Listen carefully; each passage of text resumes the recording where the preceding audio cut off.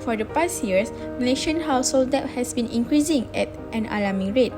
As an instance, in 2008, the household debt percentage was 60% of the country GDP.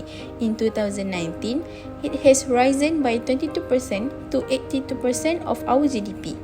Have you ever wondered why does this increment happen?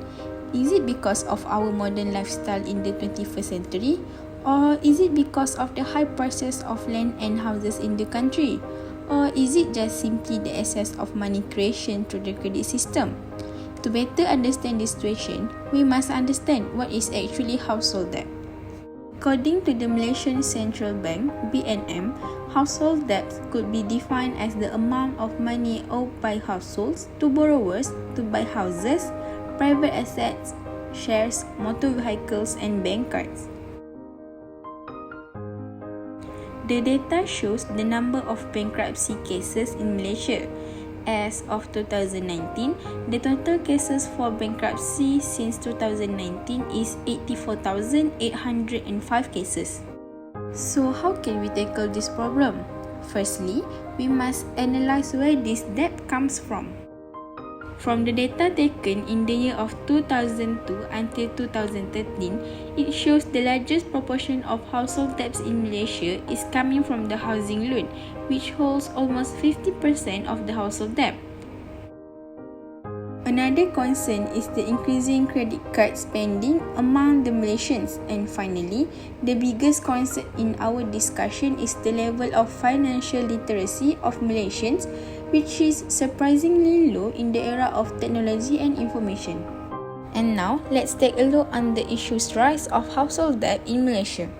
Firstly is housing loan. In March 2018, from hprop.my, Bank Negara Malaysia, through their BNM Financial Stability and Payment System report, reported that loans for the purchase of residential properties remain the largest component of household debt, which represent 52% of total household loans. As housing loans make up half of household debt, it reflects the affordability issues among households in purchasing houses. In another news, Bernama also reported that houses in Malaysia are seriously unaffordable according to the international standards including Demographia International World Bank, United Nations, and also Harvard University. A study from Bank Negara Malaysia has revealed the outstanding housing loans in the country for the year 2015 until the first quarter of 2020.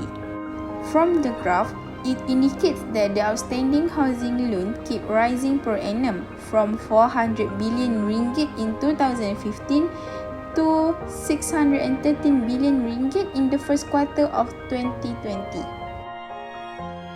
Not only that, the outstanding housing loans also keep rising on a quarterly basis.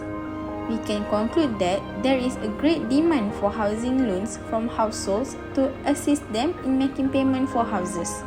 The chart by the National Property Information Centre has shown median house prices in Malaysia for the year of 2010 until the first quarter of 2018. The report shows that annual median house prices continue to increase over the years from 158,000 ringgit in 2010 to 303,000 in 2017. There is a huge increment of 47.06% in the median house price between the year of 2012 with 170,000 ringgit and the year of 2013 with 250,000 ringgit. We can conclude that it is cheaper and more reasonable for households to purchase houses back in 2010 if compared to nowadays. Moreover, what is more worrying is that a huge proportion of people who are involved with housing loans have been declared bankrupt after failing to settle their borrowings to the lenders. Statistics from Malaysian Department of Insolvency show over 10,685 number of bankruptcy cases caused by housing loans between 2015 until 2019. Although we could see that there is a declining trend from 2017 with 2,675 cases, to 1138 cases in 2019. But the figure still represents a large number of borrowers that turn out as bankrupt. This figure also totally signifies not only how serious the scenario is regarding housing loans that can turn the borrowers into bankruptcy, but this is also a warning for all Malaysians, especially the borrowers for housing loans, to become more careful in terms of evaluating their finance before starting a loan. The second issue is on credit card. In September 2018, the Star reported a news regarding the credit card loan issue among adolescents. As reported, 47% of youths from Malaysia have a high credit card loan still outstanding. Meanwhile, 38% of them also have personal loans. This is said by BNM Assistant Governor Nazrul Hisham Muhammad Noor. Data from Bank Negara Malaysia reveals that over the past 8 to 10 years, outstanding balances of credit cards usage in Malaysia has shown an increasing trend in our country. From RM24861 in January 2010 to RM28503 in January 2011. The outstanding balances keep rising tremendously to RM35336 in February 2013 before it begins to slowly decline to RM32882 in the same year, 2013. Between 2013 until 2018, we can see that the outstanding balances from the usage of credit cards by Malaysia turned out to increase from year to year. As of October 2010, the balance is RM36067. From the graph, we can make justification that not only there is an increment of the total unpaid amount on credit cards of Malaysians, but total money owed from bank also increased. Statistics from Malaysia Department of Insolvency show that there are 7881 cases of bankruptcy which comes from credit card loans users from 2015 until 2019. From the graph, we can see that the number of bankruptcy cases is rising from 1170 cases in 2015 to 2247 cases in 2016 before it starts declining a year later with 1173 cases. Then, the number of cases rose very slightly to 1811 cases in 2018, but surprisingly, there is a large decline from 1811 cases to 880 cases in 2019. However, we cannot assume that although the cases are quite low with only 3 digits number, because the total outstanding balance of credit cards is still very high and hence it can contribute to the number of bankruptcy cases if the credit card users are not responsible towards their obligations. And the last issue is on financial literacy. According to the Malaysia National Strategy for Financial Literacy 2019 until 2023 by Financial Education Network, there are a few indicators to reflect the current state of financial literacy in Malaysia. First, Malaysians have low confidence regarding their own financial knowledge, which 1/3 Malaysians rate themselves to be of low financial knowledge. Second, households with low income earners also tend to have low financial literacy. Third, 75% of Malaysians understand that inflation means that cost of living is rising, but only 38% can relate the effect of inflation on their own purchasing power. However, we also might want to question how these data are very crucial, especially when we want to know the position of Malaysia compared to other countries in level of mastery of financial literacy. From OECD and INFE, the International Survey of Adult Financial Literacy Competency, we could see and need to acknowledge that Malaysia is still far behind from other countries in terms of financial literacy. we can see that Malaysia only got a total of 12.3% average score for financial knowledge, attitudes and behavior. This result is relatively low compared to other developing countries like China, Albania, Hungary and even our neighboring country which is Thailand. In addition, if we want to make comparisons with developed countries such as France, Canada and Norway, these countries' performance also are much better than us. And we could conclude that the citizens in developed countries have better understanding of financial literacy, which makes the way they spend more smarter. In other words, we could assume the majority of Malaysians do not know how to manage their finance wisely and will be extravagant when doing their purchases. Why is financial literacy very significant in this case? It is simply because when people have poor knowledge of financial literacy, they will tend to make loans and eventually be unable to repay their obligation to banks or any financial institution. And as a consequence, they will go bankrupt and even worse, some may fall into poverty. Hence, to get a clearer picture of this matter, let's dive into how the lifestyle of Malaysians in managing expenses. According to newsringgitplus.com, India survey has shows that in terms of spending more than they earn, Malaysians aged 45 and above is the most dominant as there is 15.49% of them spend more than what they earn. And then followed by Malaysians who age 35 until 44 years old with 14.68% of them.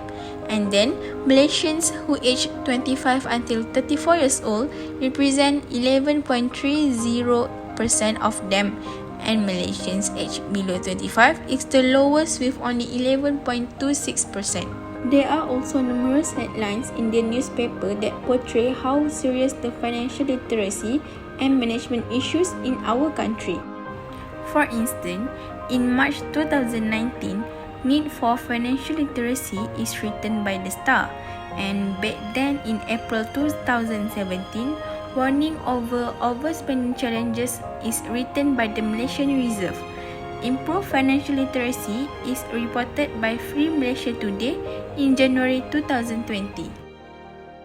Despite all the issues, the government also has provided some solutions to overcome household debts in Malaysia. First is on housing loan. The government had come out with a few ideas to overcome the issue of housing loans. Firstly is Rumah Mesra Rakyat Program, which is RMR, and initially called Scheme Rumah Nelayan Terengganu. The RMR program was launched in 2002 with the aim to help lower income earners like fishermen, farmers and poor families without homes or access to land, and to build and own more comfortable and affordable homes.